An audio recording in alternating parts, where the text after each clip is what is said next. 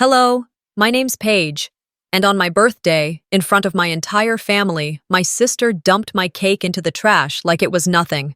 I thought that was the cruelest part, until I learned my mother had poisoned it, just to teach me a lesson.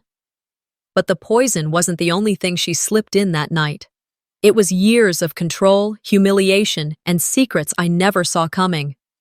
And now I can't stop asking myself, how many times had she done it before? I hadn't been back to my mother's house for a birthday in 7 years, not since my 30th, when I left the party with a swollen throat and a bruised ego. But this year, Cassian convinced me. "It'll be different," he said, brushing a lock of hair behind my ear that morning. "You've changed. Maybe they have too." So I put on the safest outfit I owned, cream blouse, wide-leg trousers, nothing too fitted or too bright, and drove with him to the familiar cul-de-sac in San Diego where I'd grown up. The street hadn't changed. The hydrangeas in front of Vera's house still bloomed in uneven bunches, and the brass plaque beside the mailbox still read, "The Holloways," even though my father had left 20 years ago and never looked back. In the back seat, nestled inside a cooler bag, was my birthday cake. Not one made for a crowd, just a simple vanilla almond loaf, gluten-free, dairy-free, no dyes or artificial flavors. My allergy wasn't new. I'd been managing it since I was a kid. Everyone in the family knew. That was part of the problem. Vera had always said I was too delicate for this world. When we arrived, Malis was already there, laughing near the entryway with a group of our cousins. She wore a pale pink sheath dress, her hair styled to perfection, heels clicking against the flagstone. She saw me, smiled faintly, and turned back to her conversation. No one greeted me with happy birthday. Not even Vera. Instead, I got the standard, "Hey, there she is," and "Look who made it." Inside, the decorations were unmistakable. A massive banner stretched across the dining room archway. "Happy birthday, Malis," her name in gold foil. No mention of mine, not even a shared line, like they used to do when we were younger. I swallowed the sting and walked the cake to the kitchen. I found a small empty spot on the back counter, well away from the towering chocolate ganache monstrosity that was clearly meant for everyone else. I slid my container beside a stack of napkins, took a marker from the drawer, and wrote in block letters across the lid, "Paige, do not touch." Then I joined the party. For the next hour, I played along. I smiled when people called me Malis's little sister. I nodded politely when Uncle Frank asked if I was still doing that artsy thing, even though I'd explained my work in design at least 4 times. I answered the same 2 questions over and over. "You still single?" And "No kids yet, huh?" Cassian, thank God, stayed close. He didn't say much, but his presence was enough to keep me from unraveling. When it came time for cake, Vera clapped her hands and said, "Everyone gather round." The lights dimmed. My cousins shuffled into the dining room with their kids. Someone lit the candles. 1 for each year. 36. All for Malis. She stepped up to the cake like it was her wedding day, beaming, as if the whole thing were a performance just for her. She made a wish. Everyone clapped. No one called my name. I waited for a beat. Maybe someone would say something.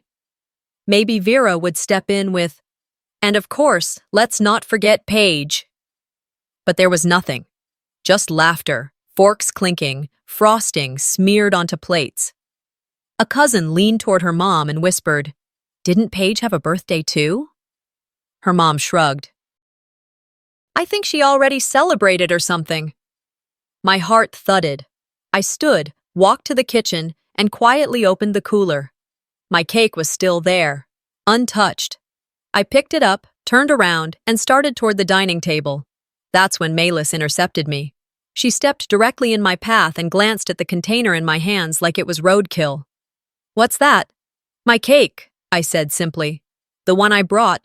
She narrowed her eyes, tilted her head. "You're seriously going to make this awkward?" I blinked. "It's my birthday, too." Malis gave a tight, performative smile. Then, with deliberate calm, she took the cake from my hands, walked to the trash bin, opened the lid, and dropped it in. A few gasps broke the silence, but no one said anything. Vera, standing with a flute of sparkling cider, tapped her glass and said, "Let's move on. Coffee, anyone?" My face burned. I couldn't move. Couldn't think. Cassian reached for my arm, but I pulled away and walked out of the room. I found the hallway bathroom and locked the door behind me. The mirror showed a woman I barely recognized, flushed, blinking back tears, lips pressed so tightly together they looked white. Why had I come? I ran cold water and splashed my face, trying to breathe evenly. My mind spun with old memories, of being left out, of being told I was too sensitive, too picky, too difficult. Of my 8th birthday, when Malis got a new bike and I got a cardigan 2 sizes too big. I leaned over the sink and gripped the edges. Time was supposed to fix this. Growth, adulthood, years away, therapy, distance, all of it was supposed to heal what had happened between me and them. But standing there, shaking in that cramped bathroom, I realized nothing had changed. Not really. Cassian knocked gently. "Paige?" His voice was soft. "You okay?" I didn't answer right away. I dried my hands, steadied my breathing, opened the door. He looked at me like he wanted to scoop me up and take me far away. I knew that look, but I shook my head. "I want to stay," I said. He blinked. "Are you sure?" "Yes." "Why?" "Because I need to see how far this goes." He nodded slowly, not understanding, but respecting it. We walked back to the living room, side by side. I glanced once more at the birthday banner above the fireplace, its gold letters glowing in the soft light, and for the first time, I didn't feel forgotten. I felt erased. The smell of wax and buttercream still clung to the air as I stepped back into the living room. Nobody noticed I'd been gone. Plates were being cleared, kids had wandered off to the den with iPads, and the grown-ups had moved on to coffee and compliments. Aunt Denise was gushing to Malis about some charity gala. "You were radiant, darling. Honestly, the board couldn't stop talking about you afterward." Malis laughed that high, polished laugh of hers. "Well, I just wanted to make sure it was a night to remember." I stood just inside the threshold, watching her beam in the soft glow of the chandelier. No one glanced my way. I might as well have been a coat rack. Cassian shifted beside me, uncertain, one hand resting lightly on my back. He knew better than to speak right now. "Is that Paige?" someone said, finally. "Paige? Wow. You still doing that furniture thing?" It was Cousin Rachel. Her voice was just loud enough to imply interest, but not enough to actually care. I nodded. "Interior design, yeah. Still at it." "Oh, that's sweet," she said, like I was a preschooler who'd drawn a nice tree. Then, as if on cue, Vera appeared in the doorway with a tea towel in one hand and that unreadable look on her face. "Paige, could I see you in the kitchen for a minute?" She didn't wait for a response. She never did. I followed her, knowing exactly what kind of conversation this would be. The kitchen was quieter, though the buzz of small talk still hummed from the other room. Vera went to the sink, rinsed her hands, dried them methodically. She didn't look at me as she spoke. "I hope you're not upset," she began, her tone carefully measured. "Malis didn't mean anything by it." I didn't answer. I just watched her hands. They were always moving, folding napkins, wiping countertops, adjusting the thermostat to her exact preference. Everything controlled, everything in place. She was just trying to ease the tension, she continued. "It was a little awkward, you bringing your own cake. I mean, it did look unusual." Unusual. "She threw it in the trash," I said quietly. Vera finally turned to face me. "Sweetheart, it was a health concern. We couldn't be sure it was safe. You know how sensitive you are." There it was, the word sensitive. "You've always had reactions to things," she said, as if listing the weather forecast. "We didn't want you getting sick. And really, today was about celebrating." I blinked at her. "It was my birthday." She gave a small, practiced smile. "And we were celebrating, just in a way that didn't single anyone out." I wanted to scream. Instead, I said, "By erasing me?" Vera's smile tightened. "Don't be dramatic, Paige. This isn't about you." "No, of course not." She moved past me, pulled a fresh tray of cookies from the fridge, and began arranging them on a silver platter. Like we hadn't just had that conversation. Like I wasn't standing there with a gaping wound no one could see. That was always her trick. Make you question your own logic, reframe your pain as inconvenience, convince you that what you felt was an overreaction. I excused myself and stepped back out into the hallway. My chest felt hollow, my hands clammy. Cassian caught my eye from across the room. I gave him the slightest nod to tell him I was okay. But I wasn't. Not really. As I leaned against the wall near the coat rack, I remembered last night, standing in my kitchen, mixing almond flour and flaxseed, double-checking every ingredient. My playlist was on in the background, the lights soft and warm. I had lined up the tools like surgical instruments, one spatula for the batter, one knife for trimming edges, one container I only used for allergy-free baking. It was stupid how much hope I'd packed into that loaf, as if the cake would be a symbol of self-respect, as if offering it would finally be enough to count. I'd even written my name on the lid, bold and black, "Page, do not touch." And they'd touched it anyway, tossed it out like it meant nothing, like I meant nothing. I stayed there for a while, half in and out of the party, watching Malis laugh with people who used to babysit us. She was radiant, of course she was. She had always known how to be the center of the room. One of Mom's friends walked past me and paused. "You used to be such a quiet little girl," she said, smiling. "Still are, I guess." I forced a polite laugh. Behind her, Vera was refilling coffee cups. Her movements were smooth, practiced. A performance without an audience. When our eyes met, she gestured with a tilt of her head. Later. That look always meant later. We'd talk later. But we already had, hadn't we? I didn't go back into the kitchen. I didn't want another conversation that ended with me wondering if I was the crazy one. Instead, I wandered toward the den, where someone had set up a TV with a slideshow of Malis's year in review. Pictures of her at fundraisers, speaking at conferences, posing next to oversized checks. In one, she was on a boat, hair blowing in the wind like a perfume ad. I stood at the back, unnoticed. I wasn't sad anymore. Not really. Something colder had settled in. There's a difference between being left out and being deliberately removed. One is neglect. The other is intention. And now, I couldn't stop thinking about that. I found Cassian near the front porch, sipping water. He looked relieved to see me. "Want to go?" he asked. I shook my head. "Not yet." "Why not?" "Because now I'm paying attention." He studied my face. "You're different." "Am I?" He nodded. "You don't look hurt. You look ready." I didn't respond. I wasn't sure how to explain what had shifted inside me. But I knew this. Something wasn't right. Not just about the cake. Not just about the decorations or the missing name on the banner. Something else had settled beneath my skin. A flicker. A warning. And for once, I wasn't going to dismiss it. As the sounds of conversation drifted around me, I stood near the entryway, watching the reflection of Vera's chandelier flicker in a half-empty punch bowl. My mouth felt dry. Not from nerves, those had settled, but something else. A slight scratch in the back of my throat. I chalked it up to stress. I wandered back into the kitchen, not because I wanted to be seen, but because the other rooms were packed and loud. Cassian had stepped outside to take a work call, and I wasn't in the mood to answer more questions about my career, or my relationship, or the cake that never got served. Someone had moved the safe food to a side table. Plain salad, grilled veggies, cut fruit. I took a small plate of lettuce and cucumbers, added a spoonful of quinoa, and poured myself a cup of sparkling juice. I didn't trust anything that hadn't come sealed or labeled. I took one bite of the salad and sipped the juice. That's when the tingling started.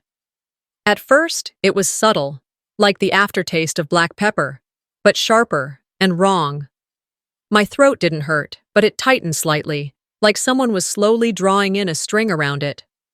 I blinked, trying to clear my head, thinking maybe it was just anxiety, my body reacting to the stress of the day. But then my lips began to swell. I reached up, touched my bottom lip. It felt puffy, unnatural. My heart thudded hard against my chest. Something was wrong.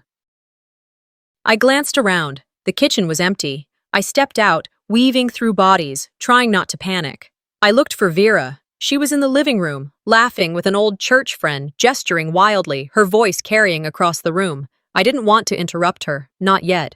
I scanned for Cassian, nowhere in sight. I made my way toward Melis, who stood near the staircase with two of our cousins. Her eyes caught mine, and I reached out, lightly touched her arm. "Melis," I whispered. "Something's wrong." She looked me up and down. "You look fine." "No, my throat. It's closing." She tilted her head slightly, her voice low. "You always get like this when things get too emotional. It's probably anxiety again." "No," I said, struggling for breath now. I think it's real this time." She pulled her arm back, gave a small, pitying smile. "You should go sit down." I stumbled past her, my vision beginning to blur at the edges. The hallway felt longer than I remembered. I tried to call out, but the words stuck. My knees buckled near the staircase, and I grabbed the banister to steady myself, lowering to the floor as black dots danced in front of my eyes. Then everything went fuzzy. I don't remember hitting the floor, only the feeling of the hardwood pressing into my cheek and the sharp panic of knowing something was happening, and no one was doing anything about it. Time slowed. Then I heard footsteps, a rush, Cassian's voice, distant but urgent. "Paige? Paige, hey, can you hear me?" I felt a hand on my shoulder, then on my wrist. His voice grew louder, more frantic. "She's not responding. Call 911. People were gathering. I could hear the murmurs. "What happened? Is she okay? Did she drink something weird?" Through the haze, I heard Vera's voice, dismissive, cold. "She's always been like this. Emotional episodes, she builds them up in her head." Cassian was arguing with someone. I couldn't tell who. "She has a documented allergy." This isn't a mood swing." Then sirens, lights, hands lifting me onto a stretcher. The EMT asked questions. Cassian answered. I couldn't open my mouth wide enough to respond. My tongue felt heavy, my chest tight. They placed an oxygen mask over my face. I stared at the ceiling of the ambulance as it rocked down the street, Cassian beside me, holding my hand. Somewhere along the ride, the swelling began to reduce, just slightly, enough to breathe again. My ears buzzed, but my mind sharpened. I hadn't eaten anything unusual, not one bite outside of what I prepped or knew was safe. I retraced every moment of the night in my head, the salad, the juice. But even those were from the allergy-safe table. Unless something had been tampered with. A flicker of memory surfaced. The cake, my cake, thrown in the trash. Vera's face when I confronted her. Melis brushing me off like a minor inconvenience. Had someone done this intentionally? By the time we reached the emergency room, I was stable but weak. Cassian stayed with me through triage and into a private room. He paced while nurses checked vitals and reviewed my allergy record. They administered a steroid shot and told me to rest. He sat in the corner chair, elbows on his knees, eyes fixed on the floor. "You're okay now," he said quietly. "Am I?" My voice was hoarse but steady. "You didn't eat anything from their side of the food, right?" "No." "You drank?" "Just the juice." He didn't respond right away. Then, "It was on the table with the safe stuff." "I know." Neither of us wanted to say what we were thinking, that someone moved it, that someone added something, that someone wanted a reaction. We didn't stay long. After I was discharged with a prescription and instructions to avoid unknown food for the next 48 hours, Cassian drove us back to his apartment. I wasn't ready to return home just yet. I took a long shower while he made tea. Later that night, after I crawled into bed, wrapped in a borrowed sweatshirt, I opened my phone out of habit. Messages poured in from distant relatives. "Hope you're okay," and "So scary, what happened?" But what made my chest seize up wasn't the messages. It was the photos. Vera had already posted an album from the party on Facebook. "A perfect night with our perfect daughter," the caption read. Photo after photo of Melis. Melis blowing out candles. Melis opening gifts. Melis surrounded by smiles. I scrolled, searching for any glimpse of myself. There had been a group photo taken early in the night. I remembered standing at the edge, next to Cassian, hand on his back. In the posted version, the frame was cropped, cleanly. I was gone. I stared at the screen for a full minute. Then I shut it off and placed it face down on the nightstand. That night, I didn't sleep. And not because of the medication or the leftover swelling. It was something else entirely. Cassian stayed quiet on the drive back from the ER. The streetlights blurred through the windshield as we passed them, each glow more distant than the last. We didn't talk about the party, the ambulance ride, or the photos online. We didn't need to. The silence said enough. The next morning, sunlight filtered through the blinds in his guest room, landing right on my face. I lay still, staring at the ceiling, trying to breathe in slowly. My body felt better, physically, less tight, less sore, but my chest carried a weight I couldn't name yet. Cassian knocked gently on the door before coming in with a mug of tea. I sat up, took it, nodded in thanks. He sat on the edge of the bed and watched me for a beat too long. "Can I ask you something?" he said finally. I nodded. "Are you absolutely sure you didn't eat anything contaminated?" My eyes narrowed slightly. "I checked everything. I didn't go near the buffet." He paused. "There was a moment, before the cake thing, your mom handed Malis a small bag. It looked like a packet of something. They both looked serious." I blinked. "What kind of packet?" He shrugged. "Like, it could have been sugar or spices or vitamins. I didn't think anything of it." My stomach twisted. I didn't say anything right away, just gripped the tea with both hands. "She handed it off quickly," he added. Then Malis walked straight into the kitchen. The kitchen, where my cake was. I set the mug down on the nightstand. "Why would she even go near it?" I asked, though the answer floated just behind the question, waiting. Maybe it was an accident," he offered, hesitant. I shook my head. "Then why throw it out in front of everyone? Why not just set it aside, or tell me it got moved, or anything else?" He didn't respond, because we both knew the answer. This wasn't about a cake. It never was. By noon, I had made up my mind. "I need to go by Mom's house," I said, pulling on a hoodie and tying my hair back. Cassian stood. "Are you sure that's a good idea?" "I'll say I forgot my coat. Won't stay long." I didn't bring up what I was really going for, because saying it out loud would make it real, and I wasn't ready to say those words. Not yet. The drive over was quiet. I told Cassian to wait in the car. If I wasn't out in 10 minutes, he could come knock. Vera wasn't home. Her car wasn't in the driveway. Perfect. I walked around the side of the house, past the fence, to where she kept the trash bins near the garage. I lifted the green lid slowly, bracing for the worst. It reeked. Old coffee grounds, spoiled fruit, food packaging. I grabbed a glove from the gardening shelf, then started digging. 3 layers down, I found it. A crumpled shipping envelope from a company I didn't recognize. Reevaluating Testing. The label was still legible. Vera Holloway. Ordered 2 days before the party. Inside the ripped packaging was a small, empty vial. The return instructions were printed clearly. For controlled allergen exposure, handle with gloves, not for food service use. I stared at it, heart pounding. Then folded it carefully, tucked it inside my purse, and walked back around the front of the house like nothing had happened. Cassian was leaning against the car. "Coat recovered?" he asked, half smiling. "Something better," I said, without smiling back. Back at my place, I laid the package out on the counter, took pictures from every angle. Cassian hovered nearby, watching my face. "I looked it up," I said after a while. Reevaluating sells trace allergens for clinical testing. Doctors use it in controlled settings to help patients build tolerance. Microdosing. He raised an eyebrow. "And your mom ordered it? Why?" "Exactly." We both fell silent. I sat down at the dining table, scrolling through my memories like a highlight reel on fast forward. The warnings, the comments over the years. "You need to stop being so sensitive. You'll never toughen up if you keep avoiding everything.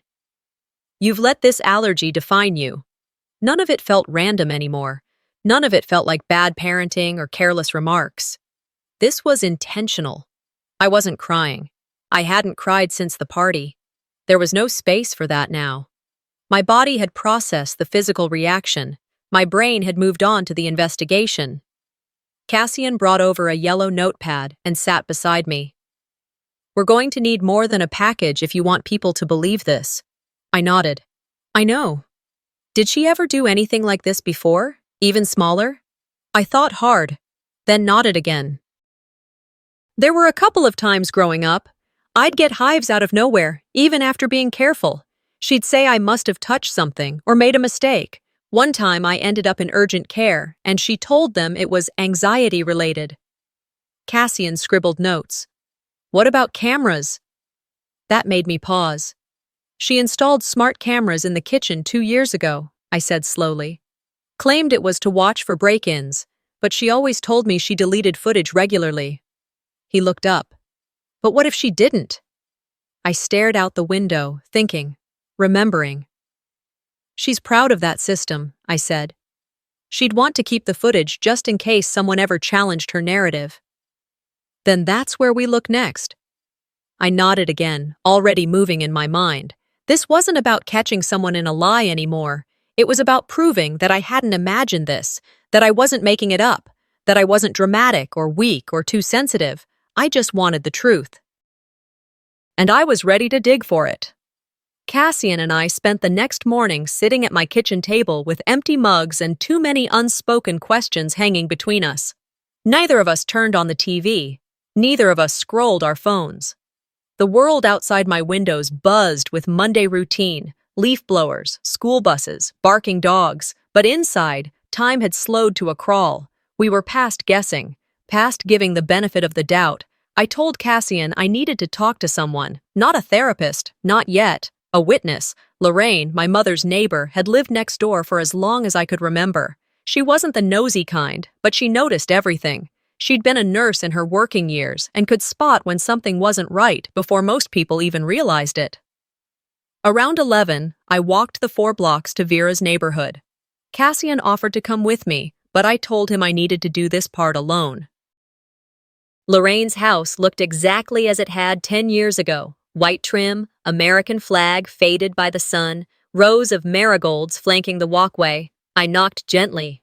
She answered a few moments later, cardigan draped over her shoulders despite the late spring warmth. Paige? Her eyes lit up, then narrowed slightly in concern.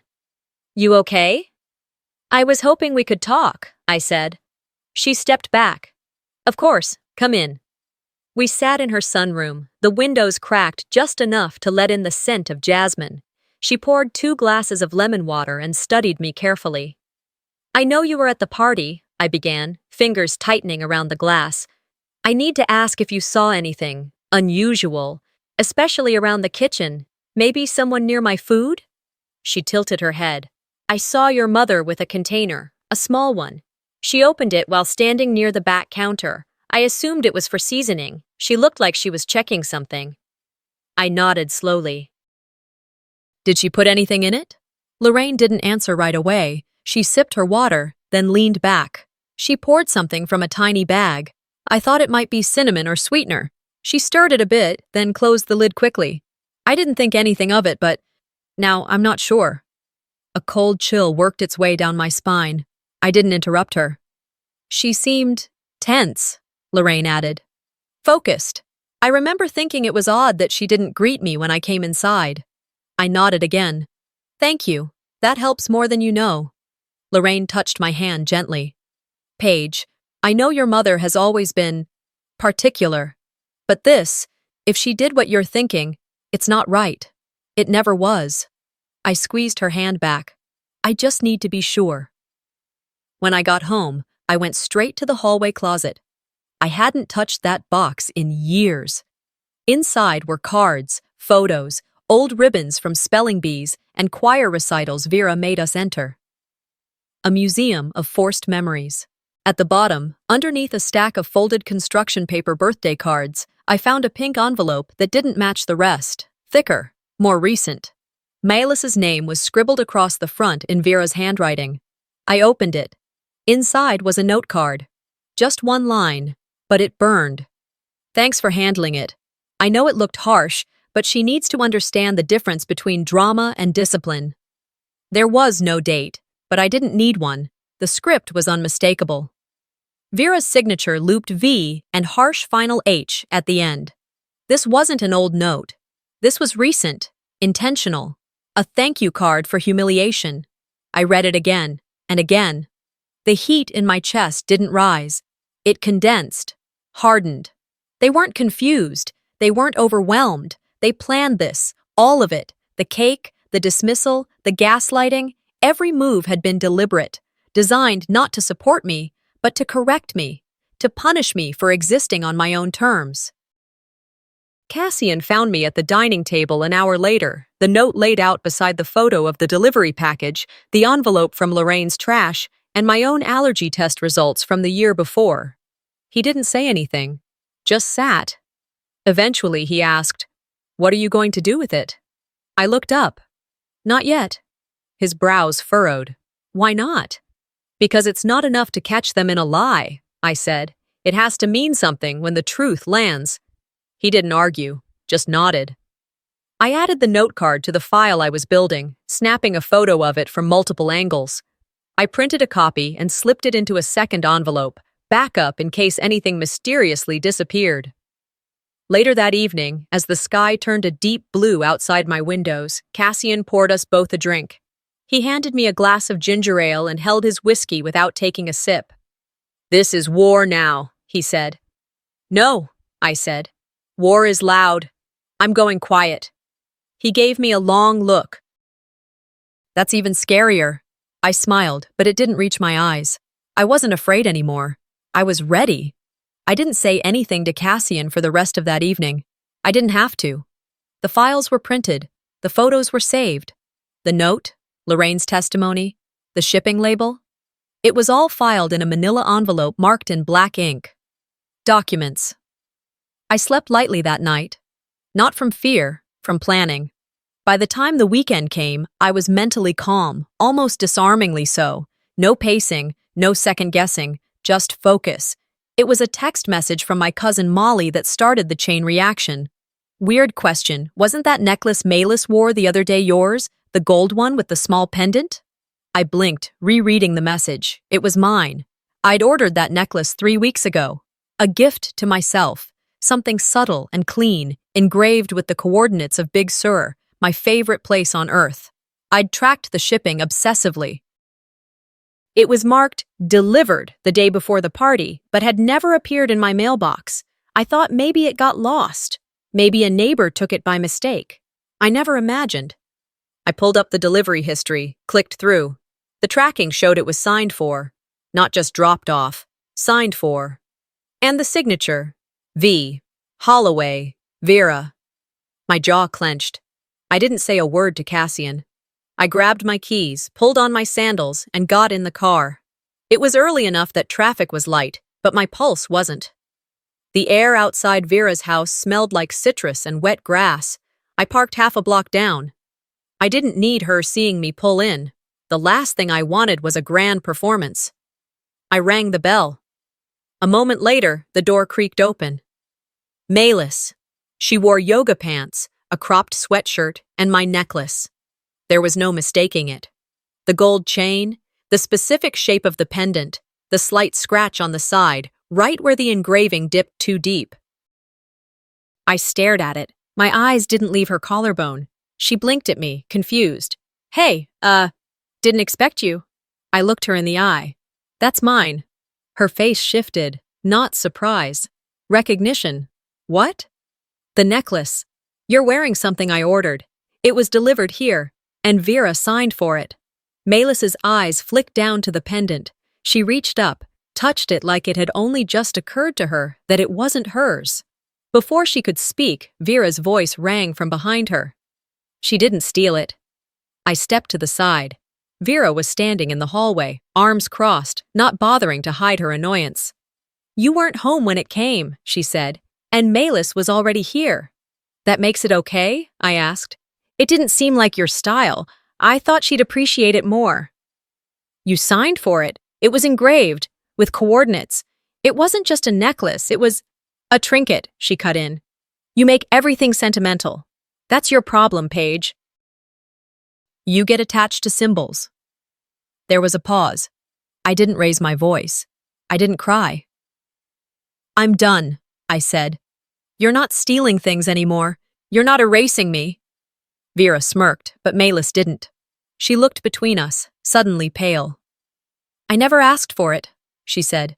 She just gave it to me. I know, I said to her quietly. Then I turned to Vera. You've manipulated things for years. Taken what wasn't yours. Controlled the narrative. But not anymore. She tilted her head coldly. What exactly are you planning, Paige? I smiled, not the warm kind. You'll see. Then I left. I didn't slam the door. I didn't look back. At home, I pulled the manila folder out of the drawer, slipped in a fresh printout of the necklace, tracking details and screenshots of Molly's text. I added a time-stamped photo of Malis wearing it. Cassian walked in from the balcony, coffee in hand. You okay? I nodded. Better. He raised an eyebrow. You seem focused. I pulled a Sharpie from the drawer and drew a line across the cover of the envelope. I needed one more confirmation, I said. He set the mug down. So what now? I sat at the table, opened my laptop, and began a new file. Timeline. Now I connect the dots, all of them. I listed each event. The cake, the allergy, the package, Lorraine's statement, the note, the necklace, one after the other. It looked absurd when laid out like that, like a thriller plot. But it was my life. Cassian leaned over my shoulder, eyes scanning the list. This is solid, he said. This is enough. I shook my head. It's the foundation, not the finish. He looked at me with the kind of admiration you don't earn overnight. Quiet, respectful, protective. You're not the same person you were 2 weeks ago, he said. No, I replied. Because now I know what I'm up against. I didn't need validation anymore. I wasn't asking to be believed. I was building a case, not for court necessarily, but for truth, for record, for myself. Later that night, while Cassian slept, I sat in bed with the folder open beside me. I looked at Vera's note to Malis, reread the words I'd practically memorized. Thanks for handling it.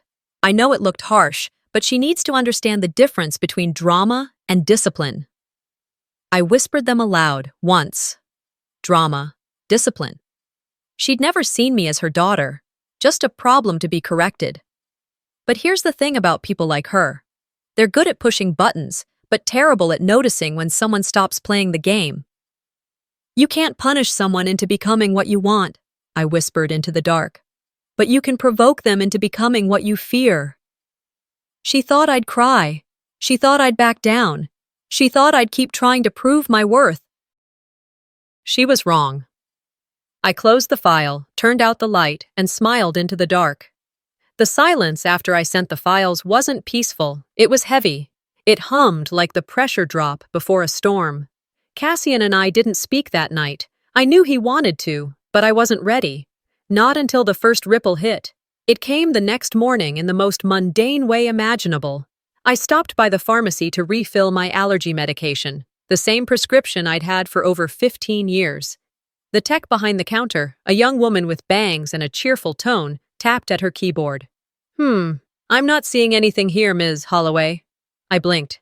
It's always been under that name. Same dosage, same allergy profile. She turned the screen slightly toward herself. There's no allergy record attached to your account. It's blank. My chest tightened. That's impossible. It's been listed since I was a teenager. Maybe it got deleted during the system migration, she offered. It happens. I shook my head slowly. No, not unless someone went in manually. She tried to smile. We can add it back in, but you'll need your doctor to reconfirm. I walked out without the medication. In the car, I opened the Health Portal app, signed in, searched my history. Allergy, none listed. Secondary account access, Vera Holloway, authorized administrator. It hit me like a slap. She hadn't just ruined my birthday. She had deliberately wiped the only safeguard I had left. Cassian was at home when I got back. I held out my phone wordlessly. He read it twice. She removed your allergy from your medical record? I nodded once. That's dangerous, Paige. I know exactly what it is. He took a breath. We need to move. Before I could answer, my phone buzzed. A text. From Malis. You need to see this. I know I should have said something earlier. I'm sorry.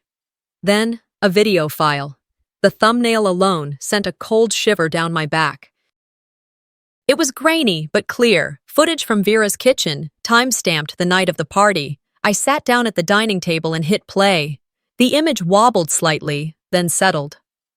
Vera stood at the kitchen counter. My cake sat in front of her, still sealed in its container. She wore gloves. She opened the lid. From her pocket, she pulled out a silver packet, identical to the ones used in allergen exposure kits. She sprinkled something inside, stirred it with a fork, and closed the lid again. Then she smiled. Not a warm smile. A satisfied one, like she'd fixed a problem. I watched it 3 times. Cassian stood behind me, silent. This wasn't about control, I said finally. It was punishment. She could have killed you, he whispered. She didn't care. I didn't cry, I didn't yell. I took a breath that felt like swallowing glass and opened the documents folder. Inside went the video. Copied onto a flash drive. Backed up in the cloud. Screenshots. Delivery receipts. Medical portal access history, Lorraine's testimony, the note to Malis, and now this, proof that went beyond suggestion. This wasn't speculation. This was intent. Cassian sat across from me. Do you want to press charges? I looked up. No, not yet. Why? Because if this goes legal now, she'll cry. She'll say it was a misunderstanding, that I'm exaggerating, that the video's fake, and half the family will believe her. He nodded slowly. So what do we do? I opened my phone, pulled up the Holloway family group chat, the one Vera controlled like a well-curated museum.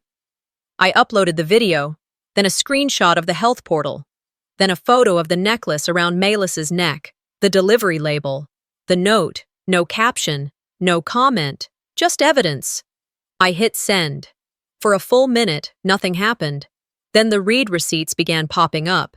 Aunt Linda, Cousin Michael, Uncle Doug, then Malis, then Vera. I turned off my phone and placed it screen down on the table. Cassian raised an eyebrow. You're just going to wait?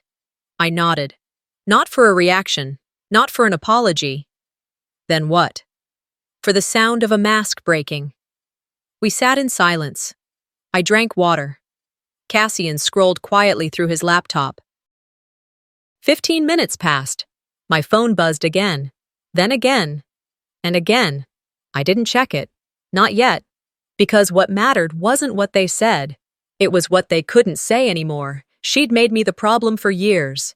The weak one, the one who couldn't handle jokes, the dramatic daughter, the attention seeker, the overthinker, the one who always made things harder than they needed to be. But this time, I didn't speak. I just showed them. And that silence, that void where her excuses used to live, that was louder than any confrontation could have been. I left it untouched on the coffee table for almost 2 hours, letting the light buzz beneath the glass. Cassian noticed but didn't ask. He just handed me a fresh cup of tea and sat beside me on the couch like we'd agreed without words not to chase the chaos. When I finally flipped the phone over, the screen was full. Dozens of missed calls, voice messages, and texts stacked like bricks. My heart didn't race. My breath didn't catch. Instead, I scrolled, methodically. Aunt Claire had called twice. No message, just a missed connection. Uncle Doug sent a 1-line text. I'm sorry, Paige, we should have known something was off. Then came my cousin Eric. What the hell? I don't even have words. Are you okay? There were more, some apologizing, some shocked, a few trying to offer explanations they hadn't been asked for, but none from Vera. Cassian watched me from across the room as I opened the last message that had just come in. It was a voice memo. Malis. I hesitated before playing it. Her voice was low, shaky. She's been screaming for over an hour. She keeps saying you tricked everyone, that this is all some vendetta you cooked up. But Paige, you didn't, and I'm sorry I didn't speak up sooner. The message ended with silence, not even a goodbye. A minute later, another file came in, a recording. It was Vera's voice, unmistakable, sharp, unraveling. She's always needed attention. Always the poor, fragile Paige. I gave her everything, and this is how she repays me? Acting like I'm some monster. I was trying to help her, teach her boundaries, discipline, but no, she has to drag the whole family into this. Embarrass me, humiliate me like I'm the villain. There was a loud bang in the background, something slamming against a surface. Then the message cut off. I forwarded it to the family chat, along with the same sentence I used last time. Thank you for confirming. After that, the chat lit up. Some messages came fast and full of fury. Others were careful, like people trying to navigate around broken glass. But there was one that hit harder than the rest. My father. He hadn't messaged me directly in years, even though we spoke on the phone every few months. His silence toward Vera had been steady since their divorce, but he'd never picked a side, until now. I'm sorry, sweetheart, I didn't know she went this far. Now I do. Then, 15 minutes later, he posted in the group chat. Paige was always the quiet one. Maybe we should have listened harder. I didn't cry. I just leaned back into the couch and let that line sit. The next day, I drove to Vera's house. Cassian asked if I wanted him to come. I said no. The sky was clear, traffic light, the kind of morning you'd normally take for errands or brunch, not for severing ties. She opened the door faster than I expected. Her eyes were tired, her hair was pinned back messily, and she looked smaller than I remembered, even just a week ago. Are you here to apologize? She asked. No? Then what? I'm here to close the door. She stepped back, motioned for me to come in. I followed her to the dining room, the same one where she'd raised glasses and erased my birthday. Vera stayed standing, her arms crossed, her face twisted into that familiar mask of patient condescension. You've made quite the mess, Paige. I said nothing. She stepped closer. You always were dramatic. You took one incident and twisted it, turned your own family against me. And for what? Clarity, I said. She laughed, short, brittle. You know what I think? You've always wanted to be the victim. It gives you power. No, I said calmly. I wanted peace. You didn't know how to give it, so I stopped asking. Her mouth opened, ready to argue, to spin something, but I held up a hand. I'm not here for a debate. I'm not here to listen to justifications. I'm here because I need you to hear one thing. She didn't move. You didn't teach me a lesson. You taught me who you really are, and I'm done pretending that doesn't matter. Her jaw clenched. I'm cutting contact. No lawsuit. No police. You won't hear from me again. Not directly. I don't need your apology. I don't even want it. I just need to be free of you. I turned toward the door. You're walking away? She called after me. After everything I did for you? I paused with my hand on the doorknob. You didn't do it for me. You did it for control, and I'm not yours to control anymore. I walked out.